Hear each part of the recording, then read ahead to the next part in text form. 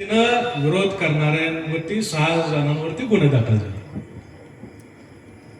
अरे एका मूर्तीवर आमच्या गोमातेची हत्या एकच जण करू शकतो का? तिचे तुकडे करून तिचं रक्त आणि मांस आमच्या मारुतीच्या अंगावर फासण्याचं काम एकच व्यक्ती करू शकतो. कुठेतरी पाणी मुरते. प्रशासनातल्या अधिकाऱ्यांना माझं आव्हान आहे की आता हे सरकार हिंदुत्ववादी सरकार आहे आणि या हिंदुत्ववादी सरकारामध्ये जर आमच्या हिंदूंवरतीच अन्याय होऊ लागला तर तुम्ही वेळेत सुधारा, नाहीतर तुमची काय खैर नाही. ही मातृभूमी ही आपली आई आहे. इतके वर्ष त्या काँग्रेसवाल्यांनी आपल्याला फसवलं. देशाचा बाप कोणतो ते महात्मा गांधी नाही. अरे ते काय आमचा बाप नाही, ते पाकिस्तानचा बाप असेल. भारत देश ही आमची मातृभूमी आहे. भारत भूमी आपली आई आहे. आपला बाप कोण आहे माहिती आहे? हिंदू धर्म आपला बाप आहे. आपल्या धर्मात लिहिलंय मातृदेवो भव, पितृदेवो भव, गुरुदेवो भव, आचार्य देवो भव, अतिथी देवो भव. सगळ्यात पहिलं स्थान आहे आपल्या आईला आहे, वडिलाला आहे. त्यामुळे आपल्या मातृभूमीला आणि आपल्या धर्माकडे भविष्यात जर कोण वाकड्या डोळ्याने बघत असेल तर ते डोळे काढायचे पहिले आणि मग संविधानात बघा. कारण ही लांडी जर आपलं संविधान मानत नसतील, तर संविधानाच्या माध्यमातून न्याय मिळणं फार अवघड आहे. आणि म्हणून संघटित होणं याच्या काळाची गरज आहे. संघटित होऊन हिंदूंची ताकद उभी करणं याच्या काळाची गरज आहे. म्हणून जाता जाता एक वाक्य सांगतो, हिंदू हो तो हिंदू बनना सीखो. हिंदू हो तो हिंदू बनना सीखो.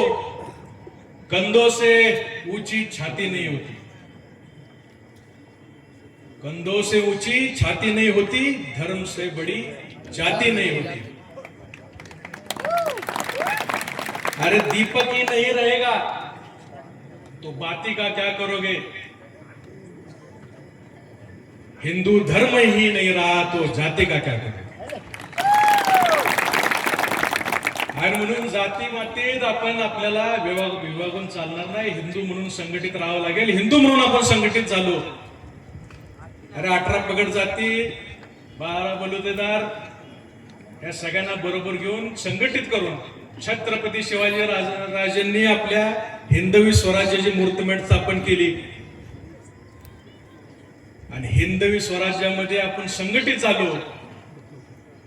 त्याचा परिणाम पेशावर ते तंजावर आणि अटक ते कटक हिंदवी साम्राज्याची स्थापना त्या ठिकाणी झाली. आज या ब्रह्मगावामध्ये माझे 140 हिंदू बंधू भगिनींना काही काळजी करायची कारण नाही. कारण त्यांच्या पाठीशी आम्ही स्टेजवरचे 5-6 जण आणि पुढे असलेली 1000 जण आहे नाही, तर या देशातली 140 कोटी हिंदू आम्ही त्यांच्या पाठीशी उभं राहू. त्यामुळे भविष्यामध्ये आमच्या हिंदूंच्या नादाला लागायचं नाही.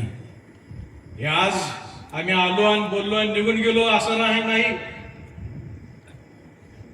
भविष्यामध्ये या गेवराई तालुक्यातल्या, बीड जिल्ह्यातल्या हिंदूंनी अर्ध्या रात्री आम्हाला हाक मारायची, या ठिकाणी तुमच्या पाठीशी उभं राहिल्याशिवाय आम्ही राहणार नाही, हा शब्द या ठिकाणी. आज या कार्यक्रमाच्या निमित्तानं, या मोर्चाच्या निमित्तानं हा आवाज बुलंद करण्यासाठी आपण हजारोंच्या संख्येने उपस्थित राहिला.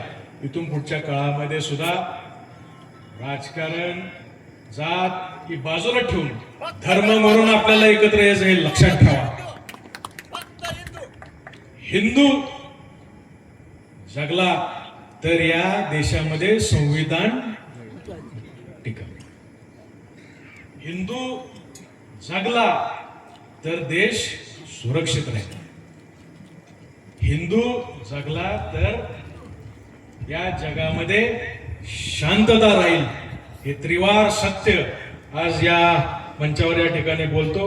या कार्यक्रमाच्या निमित्तानं सर्व संत महात्मे या ठिकाणी उपस्थित राहिले, त्याबद्दल त्यांच्या चरणी नतमस्तक होऊन माझे विचार या ठिकाणी समाप्त करतो.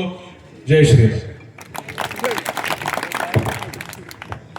तुमचे परमिशन घेऊन एक नुसतं सांगायचं अंबादासजी एक सांगायचं. हंबीरराव मोहितेंचे वारसदार वंशज धवलसिंगजी मोहिते पाटील यांनी जो आपल्याला सांगितलं त्याचं खरंच हृदयामध्ये ठेवूयात.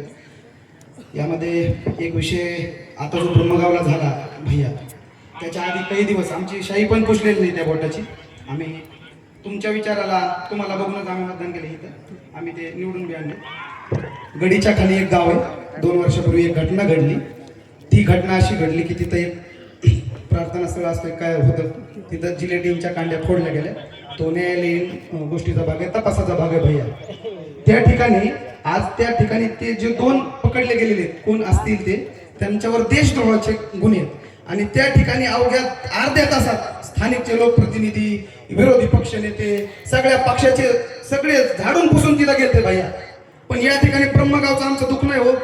आणि आम्हाला कमेंट करतात की हिंदूचं सरकार आहे, मग तुम्ही हे लोक कशाला बोलवताय. अरे जर स्थानिकचे आले असते ना ब्रह्मगाव मध्ये भैया, आम्हाला काय गरज पडली असते तुम्हाला बोलायची.